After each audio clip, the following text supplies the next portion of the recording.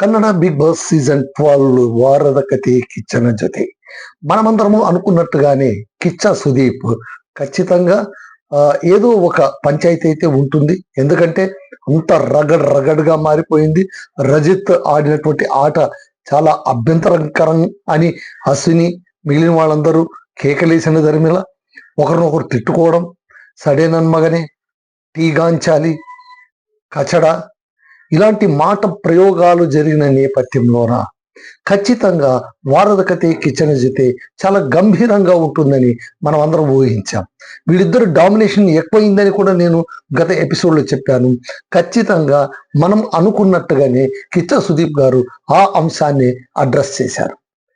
ఇంకొక స్పెక్ట్రం ఏంటంటే, ఇంకొక విషయం ఏంటంటే, ఇది కాకుండా ఇంకొక విషయం, గిల్లీ కావ్య వీళ్ళిద్దరు ఎంతగా ఇబ్బంది పడ్డారు. ఆ టాస్క్ ఆడటానికి గిల్లి ఎంత ఇబ్బంది పడ్డాడు. గిల్లి ప్రవర్తన చూసి కావ్య ఎలా కన్నీళ్లు పెట్టుకునింది. ఈ టాస్క్ మొత్తం చేయడానికి వాళ్ళిద్దరి మధ్య జరిగిన మానసిక సంఘర్షణ ఎంత తీవ్ర స్థాయిలో ఉండిందో కిచ్చ సుదీప్ గారు అర్థం చేసుకుని మాట్లాడడం చాలా ఆనందం వేసింది. మనం అందరం అనుకున్నాం, అసలు అతను భోంచేయడం మానేశాడు, ఆమెతో ఇంకా ఇష్టరీతిగా బ్రేక్ లేని బండి ఎలా పోతుందో అలా పోయింది. ఖచ్చితంగా ఏది పడితే అది మాట్లాడేశాడు గిల్లి. ఆ తర్వాత కావ్య అడుగుతోంది, ఎందుకు ఇలా మాట్లాడుతున్నావు, నీ మనసులో ఇంత ద్వేషం పెట్టుకున్నావా, ఇదేదో ముందే చెప్పాల్సింది కదా అని. అక్కడికి ఆమె కనిపిస్తుంది, ఇదేమైనా సీక్రెట్ టాస్క్ అయి ఉండొచ్చు, లేకుంటే కనుక ఎందుకు ఇలా మాట్లాడతాడు, నన్ను గిల్లి ఇలా మాట్లాడే అవకాశమే లేదు కదా, ఎలా మాట్లాడగలడు అని ఆమె పదే పదే అనుకొని స్పందనతో బాధపడింది. ఆ విషయం గిల్లికి కూడా తెలుసు. కాకపోతే సైలెంట్ గా ఉన్నది ఎవరు అంటే కనుక అశ్విని గౌడ్. ఇదే విషయం వాರದ కథే కిచెన్ జొతేలోన మొట్టమొదట ప్రస్తావించింది. మొట్టమొదట ఇదంతా ప్రస్తావించినప్పుడు సుదీప్ గారు రాశికాకు కంగ్రాట్స్ చెప్తారు. ఫస్ట్ టైం క్యాప్టెన్ అయినందుకు ఎంత సంతోషంగా ఉంది అని అడుగుతారు. First direct lady captain of the house Rashika అనేటువంటి పేరు మాత్రం ఆమెకు వచ్చేసింది. సో ఇదైన తర్వాత గిల్లి దగ్గరకు వచ్చి, గిల్లి ఎంత కష్టమైంది నీకు, ఏంటి అసలు మీ టాస్క్ ఏంటంటే, అవునన్నా చాలా కష్టం వేసింది, అసలు కావ్యని నేను తిట్టాలి అంటే కనుక నాకు చాలా ఇబ్బంది అనిపించింది. కావ్యని తిట్టాలంటే ఇబ్బంది ఎందుకు అనిపిస్తుంది, నువ్వు ఎప్పుడు అందరినీ తిట్టేదే కదా, కొత్త ముందయ్యా నీకు అని. ఎందుకు నాకు తెలియదు కానీ నాకు చాలా ఇబ్బంది అనిపించింది, ఇంత నేను తిట్టానా, ఇంత నేను తిట్టాలా అని కూడా అనిపించింది అంటే, గిల్లి ఒక విషయం గుర్తుంచుకో, నువ్వు అందరినీ ఇలాగే పంచర్లేస్తావు, అందరితోనూ ఇలాగే మాట్లాడతావు, అందరితోనూ ఇలాగే రెచ్చిపోతావు. కాకపోతే ఎదురుగా కావ్య ఉంది కాబట్టి నువ్వేం మాట్లాడుతున్నావో నీకు అర్థమవుతోంది, నువ్వు కాన్షియస్గా ఉన్నావు కాబట్టి ఇంత డౌన్లో నిలబడి నేను మాట్లాడానా అని నీకు గిల్ట్ ఫీల్ అనేది ఒకటి అవుతోంది. బట్ యాజ్ యూజువల్గా క్యాజువల్గా అందరితోనూ నువ్వు ఇలాగే మాట్లాడుతుంటావు, ఇలాగే రెచ్చగొడుతుంటావు, అది 100% గ్యారంటీ. కావాల్సింటే ఇంటి అందరూ ఒపీనియన్ అడుగుదామంటే కనుక అందరూ కూడా అదే చెప్తారనమాట. ఓకే, గిల్లి ఇబ్బంది పడ్డాడు, గిల్లి అందరినీ రెచ్చగొడతాడని. ప్రతి ఒక్కరూ అనేది కదా, గిల్లి రెచ్చగొడతాడు, వాడికి ఆడటం రాదు, మాట్లాడటమే వచ్చు, పంచర్లు వేస్తూ ఉంటాడు, సెటర్లు వేస్తూ ఉంటాడు, మాటలతోనూ వేటాడుతూ ఉంటాడు అని ఆయనకి ఎలాగో పేరు వచ్చేసింది. కాకపోతే ఈ వారం నేను నిన్న ఎపిసోడ్లో మీకు చెప్పినట్టు చాలా సైలెంట్గా ఉన్నాడు. ఆ సైలెంట్ కారణం ఏంటంటే తనకిచ్చినటువంటి సీక్రెట్ టాస్క్. ఆ సీక్రెట్ టాస్క్ ఏంటి, పోయి కావ్యను ఏడ్పించడం. యాక్చువల్గా చెప్పాలంటే సుదీప్ గారు ఒక మాట అంటారు, ఇంతకు టాస్క్ ఏంటి నాకు చెప్పండి. గిల్లి నువ్వు చేసావు, okay, you done good job, అందులో తిరుగులేదు. బట్ నీ ఒక్కరికి ఇచ్చారా ఈ టాస్క్ అంటే, లేదన్నా ఇద్దరికి ఇచ్చారన్న. ఎవరికి ఇచ్చారు, అశ్విన్కి నాకు ఇద్దరికి ఇచ్చారు. మళ్ళీ నువ్వు ఒక్కడివి వెంటబడుతూ తిట్టావేందయ్యా, అశ్విని సైలెంట్గా జారుకుపోయింది ఏంటి అంటే, అప్పుడు చెప్తాడు గిల్లి, లేదన్నా నిజమే అన్న, అసలు యాక్చువల్గా చెప్పాలంటే అశ్వినినే తిట్టాలి, నేను సాత్ ఇవ్వాలి, కానీ ఆమె సైలెంట్గా జారుకుంది. ఎస్ అశ్విని చాలా తెలివిగా మొత్తం భారం నీపైన పెట్టేసి తాను సైలెంట్గా సినిమా చూస్తూ కూర్చుండిపోయింది. మీ ఇద్దరి మధ్య ఆట రంజుగా సాగింది, అది ఆమెకు కావాల్సింది. ఆమెకు కావాల్సినటువంటి ఎంటర్టైన్మెంట్ ఆమె తీసేసుకునింది అయ్యా నీ నుంచి అంటే, అయ్యో నాకు అర్థమే కాలేదు చూడన్నా అని అంటారు అనమాట. సో ఇది ఆ తర్వాత కావ్యని అడుగుతాం. కావ్య నీకేమనిపించింది అంటే, నాకు అప్పటికే అనిపించింది సార్, గిల్లి ఎందుకు ఇలా మాట్లాడతాడు, ఏదైనా సీక్రెట్ టాస్క్ ఉండొచ్చా, ఏమైనా సీక్రెట్ టాస్క్ ఉంటే అని నేను అనుమానపడ్డ మాట అయితే వాస్తవం. నేను అదే స్పందనతో కూడా చెప్పాను, గిల్లితో కూడా అన్నాను, ఏంటి సీక్రెట్ టాస్క్ పెట్టారా, ఎందుకు నన్ను అలా తిడుతున్నావు అని నేను అడిగిన మాట కూడా వాస్తవం. కాకపోతే ఎప్పుడైతే తను నా ముందరే మళ్ళీ నన్ను ఎందుకు అలా నామినేట్ చేశావు అని ఒక మాట అన్న వెంటనే, ఓహో నేను నామినేట్ చేసినందుకు పర్సనల్గా తీసుకున్నాడని అప్పుడు నేను నమ్మాను. అప్పుడు నేను ఆ మాటలన్నీ తీసుకోలేకపోయాను. అంతవరకు ఆ మాటలు నేను చాలా స్పోర్టివ్గా తీసుకున్నాను. నాకేం పెద్ద బాధ కూడా అనిపించలేదు అన్న సార్. కాకపోతే ఎప్పుడైతే తను రియల్గా అన్నాడు అన్న మాట నాకు అనిపించిందో, గిల్లినా నన్ను అనడం అని నాకు బాధేసింది. కళ్ళెమ్మడి నీళ్ళు వచ్చాయి. అదే టాస్క్. కళ్ళెమ్మడి నీళ్ళు రావడమే టాస్క్. అదే చెప్తాను. అదే రమ్మమండి, టాస్క్ ఇచ్చింది అదే కదా. తన టాస్క్ తను ఆడాడు, ఇందులో తప్పేముంది. గిల్లీ డన్ 100% కరెక్ట్, అద్భుతంగా ఆడావు, సూపర్ అని మెచ్చుకున్నాడు అనమాట. సో అక్కడ గిల్లీ చాప్టర్ ఎండ్ అయింది. నెక్స్ట్ వచ్చి ఏంటంటే కనుక కెప్టెన్ ఈ టాస్క్ ఆడడం, ఇది అసలు రాశిక కెప్టెన్ కావడం ఎంతమందికి ఇష్టం ఉంది, ఎంతమందికి ఇష్టం లేదు అంటే, సూరజ్ ఫేర్గా జరగలేదండి గేమ్. ఉస్తువారి అంటే సంచాలక్ సరిగ్గా చేయలేదని మా నమ్మకం. ఇక్కడ సంచాలక్ ఎవరు అంటే కనుక చైత్ర. చైత్ర సంచాలకురాల కంటే కూడా ఎక్కువగా ఓవర్ యాక్ట్ అయింది, ఓవర్ రియాక్ట్ అయిన మాట అయితే వాస్తవం. అసలు ఈ వారం మొత్తం మీద రజత్, చైత్ర వీళ్ళిద్దరూ ఓవర్ యాక్షన్ చేసిన మాట అయితే వాస్తవం. వీరిద్దరూ కలిసి ఇంట్లో ఉన్న వాళ్ళందరినీ బుల్డోస్ చేసేద్దామని కలిసికట్టుగా చేసినటువంటి ప్రయత్నం మొత్తం కూడా అక్కడ ఉన్నటువంటి సభ్యులకు అర్థమైంది, చూస్తున్న ప్రేక్షకులకు అర్థమైంది, రివ్యూ చేసేటువంటి సుదీప్ గారు కూడా అదే పాయింట్ని పట్టుకున్నారు. నువ్వు ఉస్తువారిగా ఉండవలసిన వాళ్ళు నువ్వు చేయవలసిన పని ఏంటి? ఆటను జాగ్రత్తగా ఆడటం. అసలు ఇప్పుడు నామినేషన్ ఘట్టంలో వచ్చినప్పుడు కూడా నువ్వు చేసింది ఏంటి? నామినేషన్గా ఉన్నప్పుడు కూడా ఇంత అన్యాయమా? అసలు అశ్వినికి 0 ఇచ్చేస్తావా? అంటే ఆమెని ఎవరిని నామినేట్ చేయడానికి అధికారం లేదని నువ్వు ఎలా చెప్పగలవు? అంటే ఆమె నా దగ్గర మాట్లాడినప్పుడు ఏం మాట్లాడింది తన? రూల్ బుక్లో అది ఉందా? రూల్ బుక్లో ఏముంది? వాళ్ళలో వాళ్ళు చర్చించుకోవచ్చు, నామినేషన్ విషయము వాళ్ళలో వాళ్ళు చర్చించుకోవచ్చు అని ఉంది, కానీ కెప్టెన్ దగ్గర చెప్పాలని ఎక్కడైనా రూల్ ఉందా? లేదు, నువ్వు కూర్చొని మాట్లాడచ్చు. నువ్వు యాజ్ ఎ కంటెస్టెంట్గా రియాక్ట్ అయిపోయి అక్కడ చెప్పింది ఇక్కడ చెప్పింది అక్కడ వేస్తున్నప్పుడు వాళ్ళు మాత్రం నీ ముందు ఎందుకు రివీల్ చేస్తాడు? రివీల్ చేయాల్సిన అవసరం ఏముంది? అశ్వినికి అసలు ఏం అవసరం ఉంది? ఎందుకు రివీల్ చేయాలి? రివీల్ చేయడం వల్ల ఏమొస్తుంది అని డైరెక్ట్గా క్వశ్చన్ చేయడంతో తత్తరబిత్తర అయిపోతుంది అనమాట. సో అక్కడ నుంచి సుదీప్ గారు ఆమె క్లాస్ పీకడం మొదలు పెడతారు.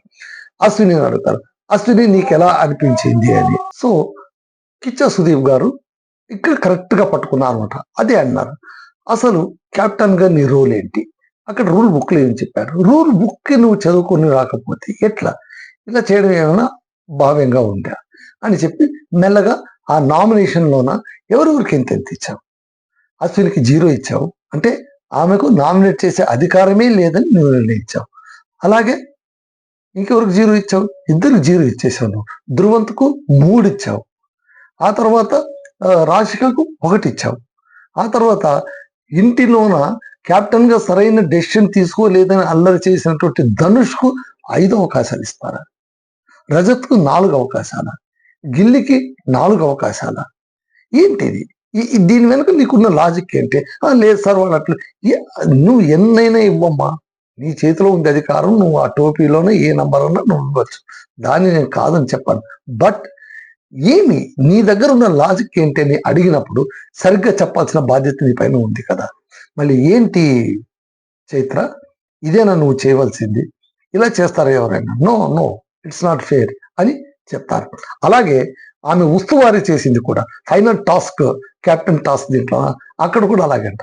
అసలు కెప్టెన్సీ టాస్క్ పెట్టిన ఆట చాలా మజా. ఏంటి ఆట? రూల్ బుక్ లో ఏముంది? ఉస్తువారి తప్ప ఇంకెవ్వరూ మాట్లాడకూడదు, సంచాలకులు తప్ప ఇంకెవ్వరూ మాట్లాడకూడదు. ఎందుకు మాట్లాడకూడదు? ఆ రూల్ ఎందుకు పెట్టారు? అక్కడ నడుముకు గెజ్జలు కట్టుకుని ఉంటారు, కాళ్లకు కుయ్యని షూస్ వేసుకుని ఉంటారు. ఆ చెప్పుడు వింటూ బ్లైండ్ ఫోల్డ్ చేసుకున్నట్టు వాళ్ళు స్టిక్తోనే హాంట్ చేస్తూ ఉండాలి. ఇదంతా కూడా ఇయర్ అండ్ సౌండ్ కు మధ్య ఉన్నటువంటి ఒక పర్స్పెక్టివ్. కాబట్టి ఇక్కడ సైలెన్స్ అనేది చాలా ముఖ్యం. కానీ ఆ రూల్స్ మీరు బ్రేక్ చేశారు. అశ్విని గారు మీరు చెప్పండి, మీకు ఎట్లా అనిపించింది? లేదు సార్, ఇది ఫేర్గా జరగలేదు, గట్టిగా కేకలేస్తారు. అసలు ఆమె ఉస్తువారిలో తాను తోపు తురుము అని అనుకుంటుంది, కానీ ఆమె చాలా వర్స్ట్గా చేసింది. ఆమెకు డెసిషన్ టేకన్ పవర్ కూడా లేదు. పైగా మా కంటెస్టెంట్ చాలా చాలా హీనంగా చూసి మాట్లాడింది. ఇక్కడ వాళ్లకు గోటి బిళ్ళాట టాస్క్ ఇచ్చినా కూడా ఈ లెఫ్ట్ లెగ్ ఎత్తాలా, రైట్ లెగ్ ఎత్తాలా అని కించపరిచిందండి. ఆమె కాదండి, ఈ ఇంట్లో ఉన్నటువంటి ఇద్దరు వ్యక్తుల వలన, రజత్ ఆ తర్వాత వీళ్ళిద్దరి వలన కూడా ఇలాగే జరిగింది, అది ఇది అట్లా ఇట్లా మాట్లాడుతుంది. ఇంత మాట్లాడు రజత్ కూడా ఎలా పడితే అలా మాట్లాడతారు, ఇష్టారీతిగా మాట్లాడుతున్నారు, అన్పార్లమెంటరీ వర్డ్స్ యూజ్ చేస్తున్నారు. ఇది సరైనటువంటిది కాదు. మా మనసుకు చాలా నొప్పి కలిగించేలాగా వ్యవహరిస్తున్నారు. వైల్డ్ కార్డుగా వచ్చినటువంటి వాళ్ళు వైల్డ్ కార్డుగా వచ్చినట్లుగా ఉండాలి, కానీ గెస్టులుగా ఉన్నప్పుడు వచ్చినప్పుడు ఎలా వ్యవహరించారో ఇప్పుడు కూడా అలాగే వ్యవహరిస్తున్నారు. ముందే వాళ్ళు ఏదో ప్లాన్ చేసుకొని వచ్చి మమ్మల్ని తీయడానికి, దెబ్బ కొట్టడానికి, మానసికంగా తగ్గించడానికి చేస్తున్న ప్రయత్నంగానే మాకు అనిపిస్తుంది సార్ అని. ఈ సందర్భంగా రజత్ అంటే రజత్ అదే చెప్తారు, ఆమె ఏమి ఇది కాదండి, అలాగండి ఇలాగండి, అసలు అంటే ఆమె ఏం చేసింది అనేటువంటిది కూడా చెప్తారు. ప్రతి ఒక్క దాంట్లో ముక్కు తూరుస్తుంది. ఒకటి పెడితే ఇంకోటి ఇష్యూని పెద్దగా చేయడంలో ఆమెను మించిన వాళ్ళు లేరండి, అలాగే ఇలాగని పెద్దగా గొడవ పెడతారు. పెట్టినప్పుడు ఈ విషయంగా ఏంటంటే అప్పుడు అశ్విని అంటుంది, ఎంత స్టూపిడ్ గా వ్యవహరిస్తున్నారంటే రజిత్ అని డైరెక్టర్ స్టూపిడ్ అనే పదాన్ని వాడి అసలు అతను ఏమనుకుంటున్నాడు, అతనికి ఒక డెకరం లేదు, లాంగ్వేజ్ లేదు, మర్యాద అంతకన్నా లేదు. నన్ను ముసలిదని అంటాడు, నా వయసుతో ఆటాడుకుంటున్నాడు, ఇంట్లో ఉన్న మహిళలతో ఏకవచనంతో సంబోధిస్తున్నారు. మేము ఏకవచనంతో ఎవరైనా మాట్లాడినా కూడా పెద్ద ఎత్తున కొట్లాడుతూ ఉంటే ఈయన వచ్చి ఏకంగా బూతులే మాట్లాడుతున్నారంటే ఇదే మాటను ధ్రువంతు కూడా ధృవపరుస్తాడు. ఆయన అసలు అంత అలాంటి వ్యక్తిని అసలు బిగ్ బాస్ ఎందుకు పంపించారని మేము బాధపడుతున్నాం సార్. ఇక్కడ సుదీప్ గారు చాలా తెలియకంటారు, నేను అడిగింది ఉస్తువారి గురించి, ఆటలోన అన్యాయం జరిగితే దాని గురించి. నేను బెంగళూరుకి వెళ్ళాలంటే మీరు మంగళూరుకి వెళ్తారు, నేను మంగళూరుకి వెళ్ళాలంటే మీరు బెంగళూరుకి వెళ్తారు, అసలు మీలో మీకు ఇదే లేదని చెప్పి అప్పుడు ఈయన్ని అడుగుతారు రజత్ని. ఏం రజత్ అంటే, లేదు సార్ నేను temper lose, whatever maybe, నువ్వు ఎలాంటి పదాలు వాడుతున్నావు, అలాంటిది చూస్తున్నప్పుడు మిగిలిన వాళ్ళు ఎలా ఫీల్ అవుతారో నువ్వు ఎప్పుడైనా ఊహించావా? ఆ షో నేను కూడా చూస్తానండి. ఆ షో నేను చూసినప్పుడు మీ నోటి వెంట అంత అన్పార్లమెంటరీ వర్డ్స్ వస్తున్నప్పుడు నా మొహం ఫీలింగ్స్ ఎలా ఉంటుందో మీరు ఏమైనా గుర్తు తెచ్చుకోగలరా అంటే, సారీ సార్ అంటే, ఇప్పుడు చెప్పండి, ఇప్పుడు నన్ను ఏం చేయమంటారు? బైసెక్ట్ చేయాలంటే రూట్ నుంచి రావాలి, బుడ నుంచి రావాలి. ఆ బుడ నుంచి రావాలంటే మీరు తిట్టిన ఒక్కొక్క తిట్టు నన్ను మళ్ళీ దాన్ని ఉచ్చరించమంటావా? నా నోటితో ఆ తిట్లను ఉచ్చరించాలా? ఇదేనా మీ పద్ధతి? లాస్ట్ సీజన్లోనూ నేను చెప్పిన పాఠాలన్నీ గాల్లో కలిసిపోయాయా? అప్పుడు అలాగే చేసావు, ఇప్పుడు ఇలాగే చేసావు, ఏంటి రజిత్, ఇట్స్ నాట్ ఫేర్ అని చెప్పి వాళ్ళిద్దరిని కూడా డీప్ ఫ్రై చేసి పడేశాడు. ఇద్దరిని కూడా ఏకి పడేశాడు అనమాట సుదీప్ గారు. ఎస్, అది కావాల్సింది. ఎందుకంటే వాళ్ళిద్దరూ కూడా అబోవ్ ఆల్ లాగా ప్రవర్తించడం అనేటువంటిది సరైనటువంటిది కాదు. ఇదే మాట చెప్తారు, నువ్వు ఎవరైనా నీ మాట వలన ఎవరు ఎలా హర్ట్ అవుతారో నీకు తెలియదు రజత్. ఫర్ ఎగ్జాంపుల్, గిల్లి నట నువ్వేమన్నావు, ఎక్కువ తక్కువ మాట్లాడతా కనుక చెంపకు ఒకటి ఇచ్చి మూల కూర్చోపెడతానని అన్నావు. నువ్వు తమాషగా అన్నావు ఆ మాట, అది అర్థమవుతుంది. కానీ ఆ మాట విన్న తర్వాత గిల్లి ఏం చేశాడు? నామినేషన్ వచ్చినప్పుడు పటక్కని నామినేషన్ చేసి పడేశాడు. అప్పుడు ఆయన చెప్పిన మాట ఏంటి, నేను కూడా ఈ ఇంట్లో కంటెస్టెంట్ని, నన్ను అలా మీరు అనడానికి వీలు లేదు అని. చూసావా, నువ్వు తమాషగా అన్న మాటను కూడా తీసుకుని వచ్చి నామినేషన్లో పెట్టగలిగేటువంటి సీరియస్ నోట్ వాళ్ళలో ఉన్నప్పుడు ఎలా పడితే అలా ఎలా మాట్లాడతావు? ఇంత ఇర్రెస్పాన్సిబుల్ గా బిహేవ్ చేయాల్సిన అవసరం లేదని రజత్ను, ఆ తర్వాత ఈమెను కూడా, చైతన్యను కూడా, ఈ వ్యవహారం సరిగ్గా లేదు, కెప్టెన్ గా నువ్వు సరిగ్గా చేయలేకపోయావు, ఆ తర్వాత వారి కూడా ఏం సరిగ్గా చేయలేకపోయావు అదే చెప్తాను అనమాట. రజత్ సూరజ్ కూడా అదే చెప్తారు, అశ్విని చెప్తుంది. సూరజ్ కూడా నా వైపు నుంచి వచ్చినటువంటి క్యాండిడేట్ గా అలాగే చేస్తూ ఉన్నారు. 3 సార్లు పాజ్ ఇచ్చింది, అవతల వాళ్ళకి అసలు పాజ్ ఇవ్వలేదు, సౌండ్ వినిపించట్లేదు, మాట్లాడొద్దండి అన్న కూడా అందరూ మాట్లాడుతూనే ఉన్నారు. రజత్ గట్టిగా కేకలేస్తున్నా అంటే నువ్వు కూడా గట్టిగా కేకలేస్తున్నావు కదని రజత్ అనడం. సో ఈ విధంగా హోరాహోరిగా చాలా హీటెడ్ లోన నడుస్తుంది రజత్ అండ్ చైత్ర. వీళ్ళిద్దరికి కూడా కావలసింది, ఎందుకంటే ఏ ఒక్కరు కూడా బిగ్ బాస్ హౌస్ లో ఎవరిని బుల్డోస్ చేయలేరు. అంతెందుకు, ఈ బిగ్ బాస్ హౌస్ ప్రోమో వచ్చినప్పుడు మీరు విన్నారా? మీరు ఫస్ట్ ప్రోమో కట్ చేసినప్పుడు అది అక్కడ ఏం పెట్టారు? ఒక నక్క ఒక బామ్మ దగ్గరకు వెళ్ళి ఒక గారెని తీసుకుంటుంది, ఒక ఒక పక్షి గారిని తీసుకుంటుంది కోకిల. ఆ కాకి ఆ గారి తీసుకుని చెట్టు కొమ్మ దగ్గరికి వెళ్తుంది. ఆ చెట్టు కొమ్మ దగ్గరికి వెళ్ళి దాన్ని తినాలి అనుకునేంత లోపల పొంచి ఉన్నటువంటి నక్క వచ్చి దాన్ని ప్రైజ్ చేస్తూ, నువ్వు చాలా బాగా పాడుతావు కదా, ఒక్కసారి పాడు కాకమ్మ అన్నప్పుడు చాలా మటుకు మనకు ఉన్న మాట ఏంటి, కాకమ్మ నోరు తెరిచి పాడితే ఆ ముక్క కింద పడిపోతుంది, పట్టుకుంటుంది నక్క మామ. ఇదే కదా కథ. కానీ ఇక్కడే ట్విస్ట్ అని చెప్పారు. ఏంటంటే అది కాకమ్మ ఆ గారెను తన కాలు సందులో పట్టుకొని గట్టిగా పాడటం మొదలుపెట్టింది. చూసినటువంటి నక్క వెనుతిరుగుతుంటే కన్ను కొడుతుంది. అంటే ఇక్కడ ఎవరు చిన్నవాళ్ళు లేరు, ఎవరు పెద్దవాళ్ళు లేరు, ఎవరితోనైనా పోరాడవచ్చు.